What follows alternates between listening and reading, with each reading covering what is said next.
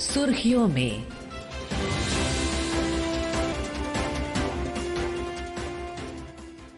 ये आकाशवाणी है। प्रस्तुत है कार्यक्रम सुर्खियों में। इसके अंतर्गत सुनिए राष्ट्रीय गीत वंदे मातरम के ऐतिहासिक 150 वर्षों के उत्सव के शुभारंभ पर केंद्रीय संस्कृति एवं पर्यटन मंत्री गजेंद्र सिंह शेखावत के साथ आकाशवाणी संवाददाता कमल कुमार प्रजापति की विशेष बातचीत। वंदे मातरम भारत का राष्ट्रगीत, जिसने भारत की स्वतंत्रता के संघर्ष को स्वर दिया, जन जन में मातृभूमि के प्रति अद्भुत प्रेम जगाया, हमारी राष्ट्रीय पहचान का आधार बना। ये महत्वपूर्ण अवसर है कि हम वंदे मातरम राष्ट्रगीत के 150 वर्ष मना रहे हैं और भारत सरकार संस्कृति मंत्रालय ने इस अवसर को विशेष बनाने के लिए एक वार्षिक अभियान संचालित किया है। आज हम इस विषय पर विशेष बातचीत कर रहे हैं। हमारे साथ माननीय केंद्रीय संस्कृति एवं पर्यटन मंत्री श्री गजेंद्र सिंह शेखावत जी हमारे साथ विशेष बातचीत में हमारे बीच हैं। बहुत बहुत स्वागत है सर आपका कार्यक्रम में। धन्यवाद। तो वंदे मातरम राष्ट्रगीत के 150 वर्ष कितने महत्वपूर्ण है और हमारे श्रोताओं को आप ये बताएं कि 150 वर्ष पूरे होने का ये ऐतिहासिक अवसर किस तरह से राष्ट्रीय स्तर पर सरकार देख रही है और जो विशेष अभियान चला है वो कितना महत्वपूर्ण है। आज से 150 साल पहले बंकिम चंद्र चटर्जी, उनके साथ में एक अप्रत्याशित घटना घटी और घटना थी, वो डेप्यूटी कलेक्टर के रूप में काम कर रहे थे। उनकी पालकी में बैठ करके जब वो जा रहे थे तब उनका रास्ता एक अंग्रेज अधिकारी के निर्देश पर रोक दिया गया और कारण था कि वहां रास्ते में पड़ने वाले मैदान में कुछ अंग्रेज क्रिकेट खेल रहे थे। उनके द्वारा विरोध करने पर न केवल उनके साथ में अभद्रता की गई अपितु उन्हें शारीरिक क्षति पहुंचाने के प्रयास भी हुए। कालांतर में उन्होंने उसके विरुद्ध संघर्ष किया और उस अंग्रेज अधिकारी को सार्वजनिक रूप से माफी मांगनी पड़ी। लेकिन इस विवाद के समय में जब वो एक राजा के महल के गेस्ट हाउस में निवास कर रहे थे, वहां जो मंदिर था, कुछ मंदिरों में से एक मंदिर जो काली मां का मंदिर था और जिस मंदिर में देवी की मूर्ति को जंजीर से बांध रखा था, उनके मन में विचार प्रस्फुटित हुआ कि भारत माता भी इसी तरह से जंजीरों से जकड़ी हुई है, जिसको मुक्त कराने की आवश्यकता है। और इस भाव को लेकर के उन्होंने जो पुस्तक वो लिख रहे थे, जिसको आनंद मठ की संज्ञा दी गई,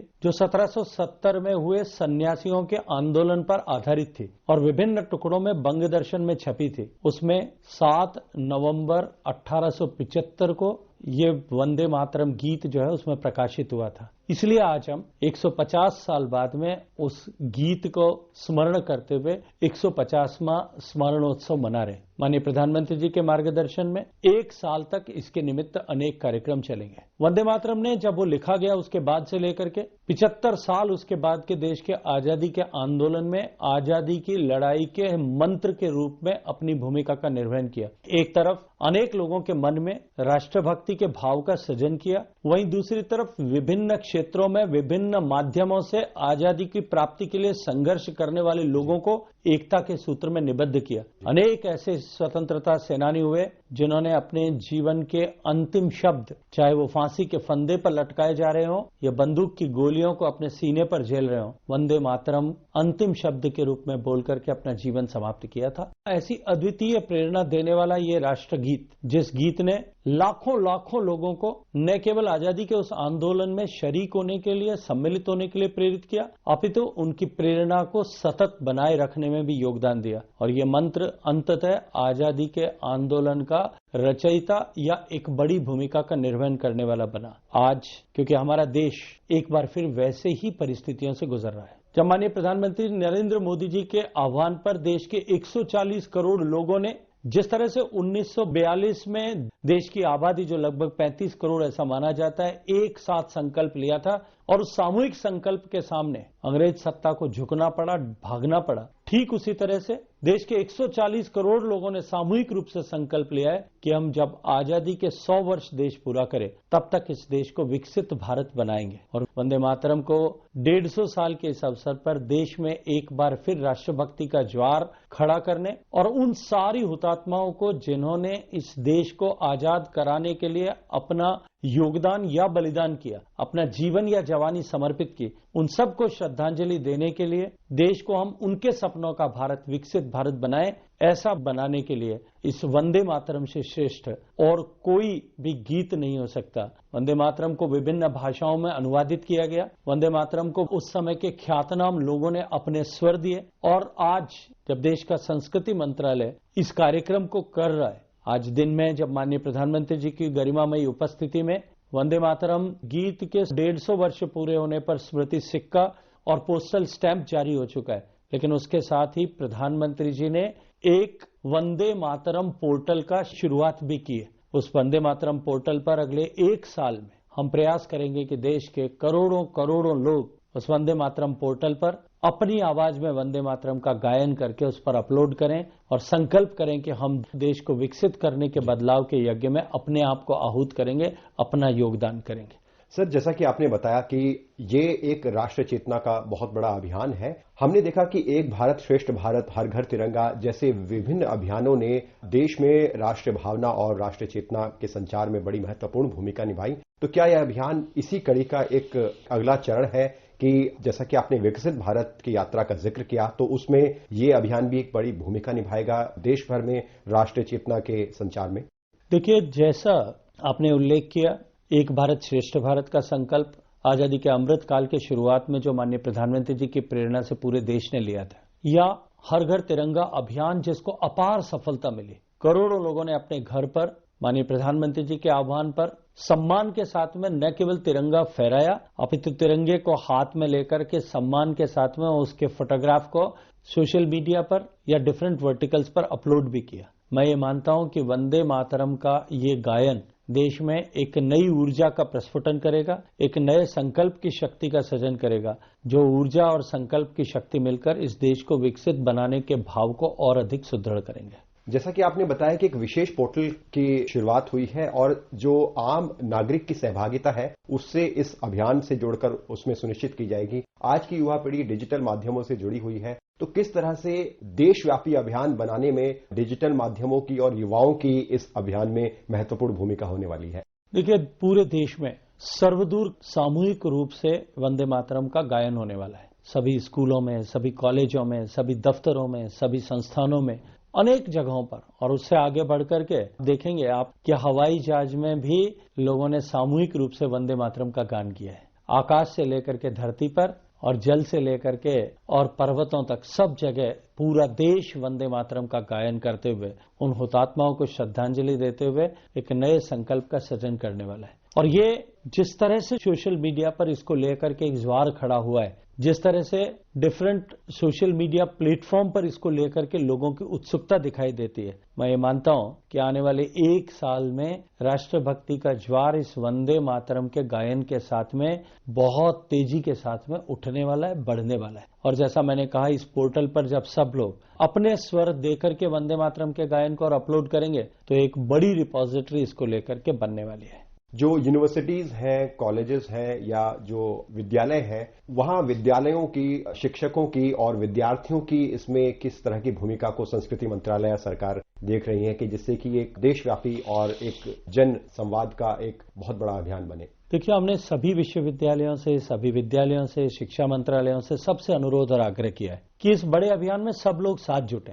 हमने आजकल जो कराओके के माध्यम से गाने का नया प्रचलन बना है, हमने वंदे मातरम गीत का एक कराओके वर्जन भी तैयार किया है कि आप उसको देख करके उसके साथ में गा सकते हैं, सुर और लय और ताल के साथ में गा सकते हैं। और इसके साथ साथ में अलग अलग जगह पर हम कियोस्क स्थापित करेंगे, वहां भी लोग इस गायन के साथ में जुड़ेंगे। इसको लेकर के अलग अलग तरह के जो है प्लेज बनाए जा रहे हैं, नाटक बनाए जा रहे हैं, नाटिकाएं बनाई जा रही है, नृत्य नाटिकाएं बनाई जा रही है, जो आने वाले समय में विभिन्न विश्वविद्यालयों में, विद्यालयों में, वहां के एनुअल फंक्शंस में वंदे मातरम की महत्ता और इसके साथ जुड़ने के लिए युवा पीढ़ी को प्रेरित करेगी। आज के समारोह में प्रधानमंत्री जी की उपस्थिति में हमने देखा कि प्रदर्शनी के साथ साथ एक वृहद गायन की हमने एक बहुत खूबसूरत प्रस्तुति देखी, जिसमें बहुत बड़ी संख्या में कलाकारों ने वाद्य यंत्रों के साथ एक प्रस्तुति दी। तो क्या देश भर में आने वाले समय में समय समय पर ऐसे आयोजन संस्कृति मंत्रालय की ओर से होंगे जो इस राष्ट्रगीत को और प्रभावी तरीके से लोगों के बीच प्रस्तुत करेंगे? जिस एग्जीबिशन की आपने बात की, वो एग्जीबिशन भी अपने आप में वंदे मातरम के इतिहास और आजादी की लड़ाई में वंदे मातरम के योगदान को लोगों के सामने लाती है। वो एग्जीबिशन देख करके वंदे मातरम के महत्वपूर्ण भूमिका को बहुत आसानी से समझा जा सकता है। ऐसे अनेक अनछुए पहलू हैं, अज्ञात पहलू हैं, जो शायद हम सब की जानकारी में नहीं थे। उस एग्जीबिशन से, उस प्रदर्शनी से हम सब की जानकारी में आते हैं। उसका डिजिटल वर्जन हमने सभी राज्यों के साथ में, शिक्षण संस्थाओं के साथ में साझा किया है। आने वाले समय में उसको हम अपनी वेबसाइट पर अपलोड करेंगे, ताकि कोई भी देख करके उससे जानकारी प्राप्त कर सके, प्रेरणा प्राप्त कर सके। जहां तक वो सामूहिक नाद जो आज प्रधानमंत्री जी की गौरवमयी उपस्थिति में वंदे मातरम के सामूहिक गायन के बाद में प्रस्तुत हुआ था, देश के ख्यातनाम ऐसे कलाकार जो गीत या संगीत का सृजन करने वाले, उन सब ने सामूहिक रूप से बैठकर कोरस में वंदे मातरम को एक साथ गाया। ये अद्भुत क्षण था, विलक्षण क्षण था। और मैं ये मानता हूं कि उसका वीडियो जो सोशल मीडिया पर जिस तेजी के साथ में सर्कुलेट हो रहा है,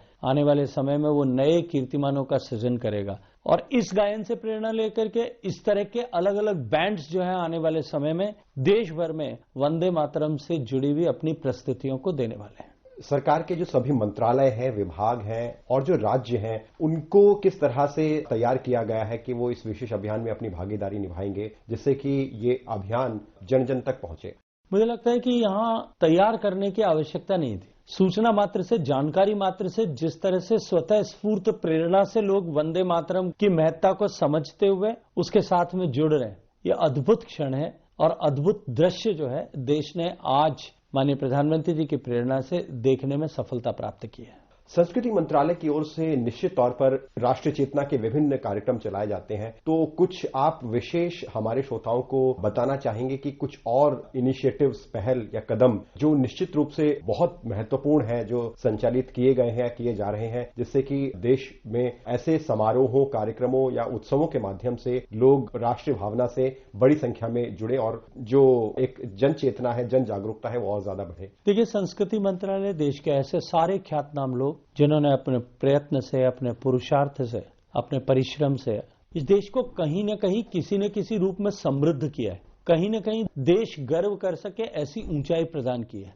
उन सब का स्मरण करते हुए कार्यक्रम आयोजित करता है। देश के ऐसे सारे लोग जिन लोगों ने देश की आजादी के आंदोलन में अपने आप को खपा दिया, लेकिन कहीं इतिहास के पन्नों में उनको भुला दिया गया, उन सबको सामने लाने के लिए काम करता है। देश की संस्कृति और संस्कृति की विभिन्न धाराओं को जो कहीं सिमटती जा रही थी, काल के प्रवाह में कहीं खो न जाए, उन सबको संजोने का काम करता है। देश की ऐसी मूर्त धरोहरें जो देश के लिए एक गर्व का विषय है, उनको सहेजने के लिए काम करता है। और उसके साथ साथ में अभी माननीय प्रधानमंत्री जी की प्रेरणा से देश की ऐसी लिखित मैन्युस्क्रिप्ट्स को, हमारे ऐसे लिखे गए ग्रंथों को जो हस्तलिखित हैं, कुछ पेड़ की छाल पर लिखे गए, कुछ ताड़ के पत्र पर, भोज के पत्र पर लिखे गए, सिल्क के कागज पर लिखे गए, हाथ से बने हुए कागज पर हाथ से लिखे गए, अनेक भाषाओं में लिखे गए, हिंदी में, संस्कृत में, पाली में, प्राकृत में, अरबी में, उर्दू में, फारसी में, अंग्रेजी में और इसके अलावा भी ऐसी अनेक अज्ञात भाषाओं में लिखे गए, उन सबको सहेजने का भी काम संस्कृति मंत्रालय ने माननीय प्रधानमंत्री जी की प्रेरणा से प्रारंभ किया है। भारत पिछले 10,000 साल से भी ज्यादा साल से निरंतर प्रवाहित होने वाली सभ्यता और संस्कृति है। उसके इस निरंतरता के प्रवाह को प्रकट करने के लिए भारत में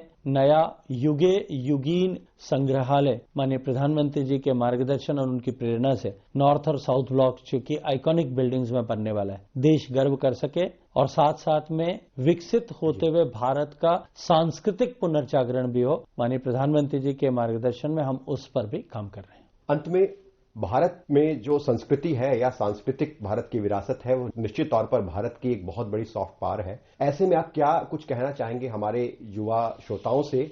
हमारी मूर्त और अमूर्त धरोहर, हमारी सांस्कृतिक परंपराएं, हमारी सांस्कृतिक विविधताएं हमें अपनी जड़ों के साथ में जोड़ती है। भारत की इस महान संस्कृति की निरंतरता का अगर कोई कारण है, वो कारण है कि हम इन सांस्कृतिक परंपराओं के साथ में, इन सांस्कृतिक मूल्यों के साथ में जुड़े रहे, उन पर गर्व कर सकें। इस दृष्टिकोण से हम सबको काम करना चाहिए, ऐसी अपेक्षा मैं देश के सारी युवा शक्ति से आपके माध्यम से करता हूं।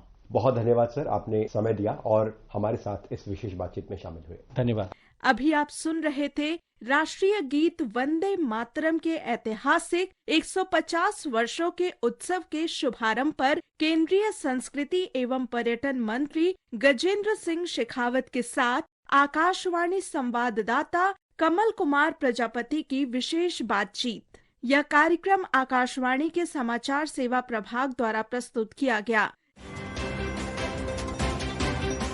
सुर्खियों में